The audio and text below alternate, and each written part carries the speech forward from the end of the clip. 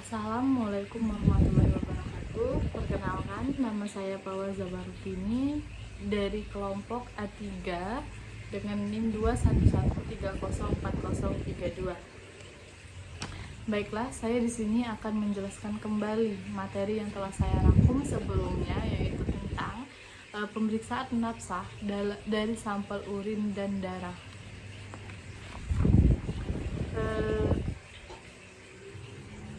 Untuk deteksi dari senyawa narkotika, yaitu bahan aktifnya itu narkoba, menggunakan sampel hasil metabolit sekunder manusia, yaitu urin, darah, rambut, dan kuku.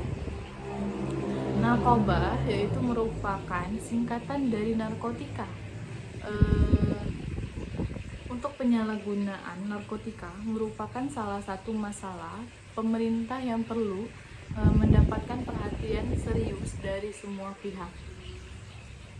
Untuk penelitian narkoba ini sendiri, yaitu akan dianalisis adalah jenis sintetik atau morfin dan bahan alam yaitu ganja. Morfin yaitu merupakan alkoida yang terdapat dalam opium atau candu yang berasal dari tanaman Paphyr somniferum L. Bila digunakan itu dapat menimbulkan ketergantungan fisik atau fisikis dan toleransi, sehingga menggunakan dalam pengobatan sangat dibatasi dan merupakan pilihan obat terakhir. Yaitu morfin itu sendiri yaitu berbentuk serbuk dan berwarna putih.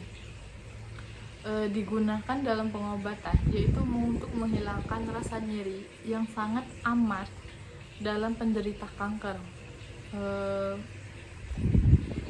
Narkotika yaitu dalam metabolit akan terdeteksi dalam urin setelah 24 jam setelah pemakaian oleh pemakai. Untuk darah yaitu selama 3 kali 24 jam setelah pemakaian, dan untuk rambut itu sendiri setelah 4 kali 24 jam setelah pemakaian. Untuk pemeriksaan nafsa dalam sampel urin dan darah yaitu menggunakan dengan metode KLT atau disebut dengan kromatografi lapis tipis. Untuk sangat memungkinkan untuk analisis kualitatif sekaligus analisis setelah dengan KLT maupun spektrometri dapat disimpan atau diulang untuk analisis selanjutnya. Dan juga untuk analisis beberapa yaitu sampel sekaligus untuk jadi perbandingan campuran larutan pengembangan yang sesuai agar analisis dengan kromatografi lapis ini sendiri sebelum menggunakan spektrodensitometri.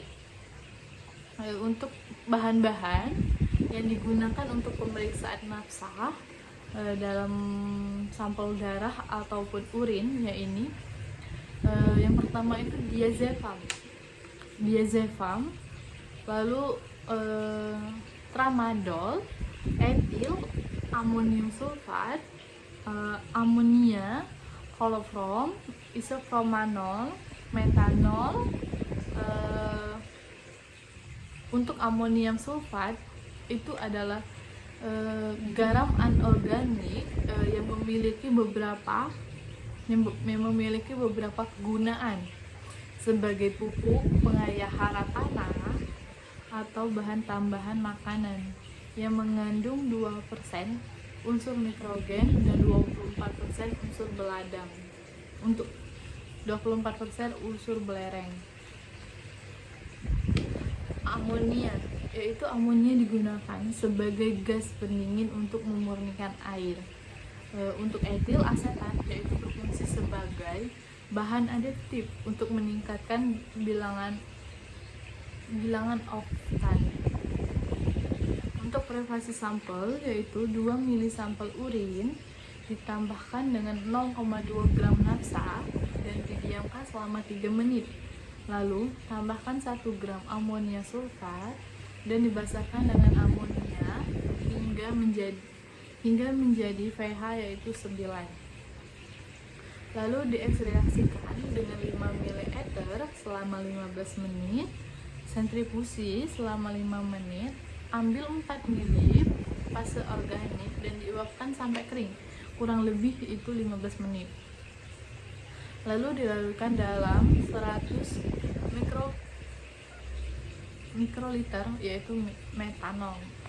Sedangkan untuk identifikasi dengan KLT ini sendiri yaitu analisis dengan KLT silikal gel